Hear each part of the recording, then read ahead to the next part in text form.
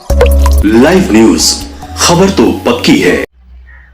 नमस्कार साथियों, जय हिंद। सबसे पहले आपको बताते चले कि बीपीएससी की टीआरई 1 की जो सुनवाई हो रही है उसकी 4-5 सुनवाई लगभग हो चुकी है। आप सबको पता है कि कंप्यूटर साइंस के मामले में जो 8 सप्ताह का समय दिया गया है उस पर हलफनामा बीपीएससी और आयोग को सरकार के समक्ष जो चीज़ें गई हैं वो कोर्ट में दाखिल करने हैं। दूसरी सुनवाई जो हुई है वो है CWJC 1151 case number Dhirendra Kumar versus government of Bihar, जिसके मामले में जो चीज़ें सामने हैं, पहले 8 फरवरी को सुनवाई हुई थी, 8 सप्ताह का समय दिया गया था।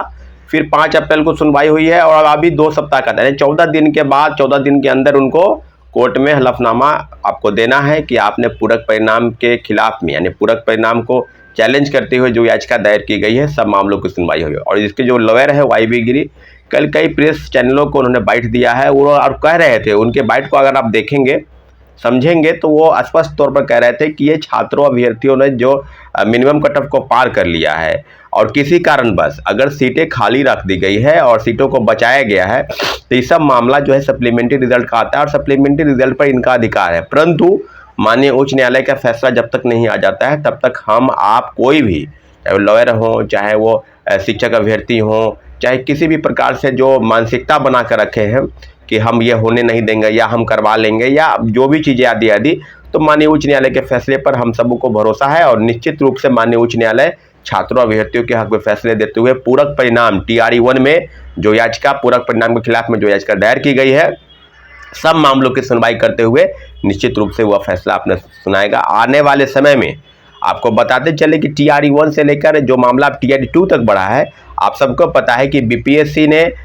जो पूरक परिणाम के लिए जो शिक्षा विभाग से सूची मांगी थी और शिक्षा विभाग ने लगभग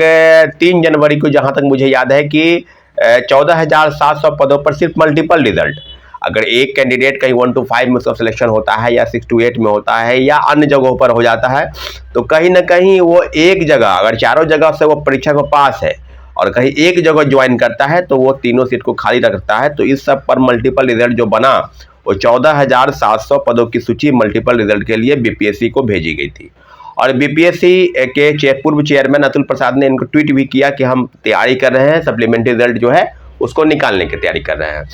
जब सप्लीमेंट्री रिजल्ट निकालने की तैयारी चल रही है तब फिर उसके बाद 1 महीना तक लगातार इंतजार हुआ और उसके बाद जो है मामले को ठंडे बस्ते में डाल दिया गया। शिक्षा विभाग ने एक नोटिस निकाला कि सप्लीमेंट्री रिजल्ट नहीं निकालना है, चिट्ठी वापस ले ली गई है। तो अब आप समझ लीजिए कि चिट्ठी के एवज में जो निकाले गए नोटिस, उसके लिए हम लोगों ने निश्चित रूप से माननीय उच्च न्यायालय के शरण में जाने का फैसला किया है। और TRE 2 में भी दर्जनों याचिका दायर होने के कुछ मामला भाषा की अर्हता को लेकर कि हिंदी के जगह पर उर्दू की जगह पर अंग्रेजी क्यों, क्योंकि सब मामले अब बिल्कुल खुलासे हो गए हैं।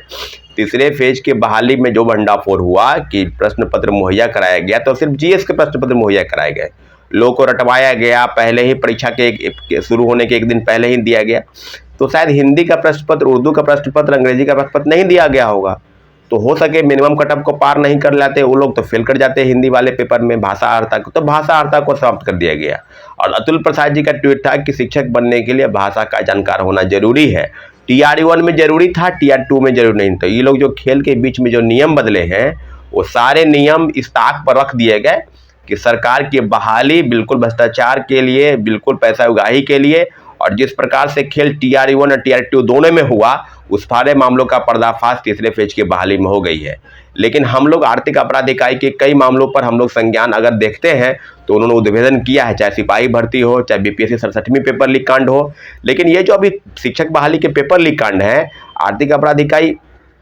कहाँ तक पहुंची है मामले को, क्योंकि 2 दिन 4 दिन 5 दिन पर कुछ न कुछ इनपुट आउटपुट आते रहता है। तो अब कहाँ तक मामला पहुंचा है, क्या क्या सरकार की तरफ से हो रहा है। सरकार की पूरी सिस्टम तो अब चुनाव में लगी है, लोकसभा के आम चुनाव होने वाले हैं।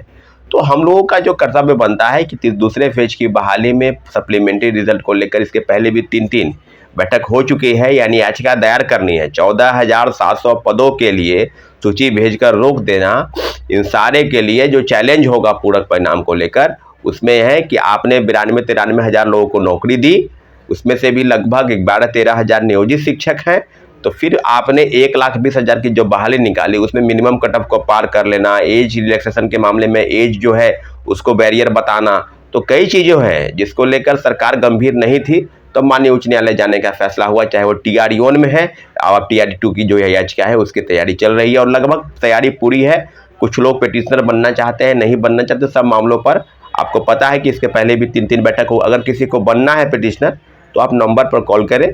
और बैठक अगली एक और बैठक होगी, उसमें अगर हो सके तो आप आएंगे, लेकिन जल्द से जल्द बैठक होने वाली है। अभी जो मामले हुए हैं कि क्या सरकार की गंभीरता TRE-1 से लेकर TRE-2 तक अगर सही तौर पर अगर बहाली की प्रक्रिया में रहती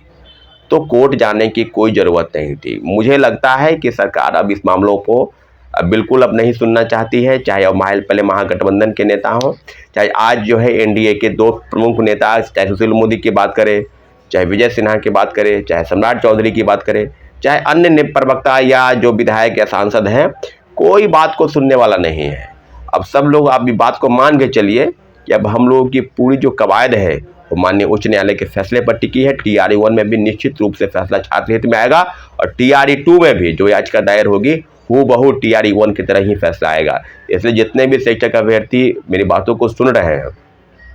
या समझ रहे हैं वो इस बात को मान के चले कि हम लोगों को न्याय मिलेगा। माननीय उच्च न्यायालय के फैसले पर पूरा भरोसा रखिए और आने वाले समय में जो 14 दिन का समय दिया गया है उन सब मामलों पर आपको सुनवाई होगी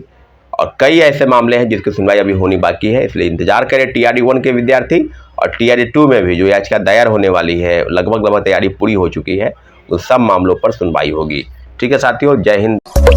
लाइव न्यूज, खबर तो पक्की है।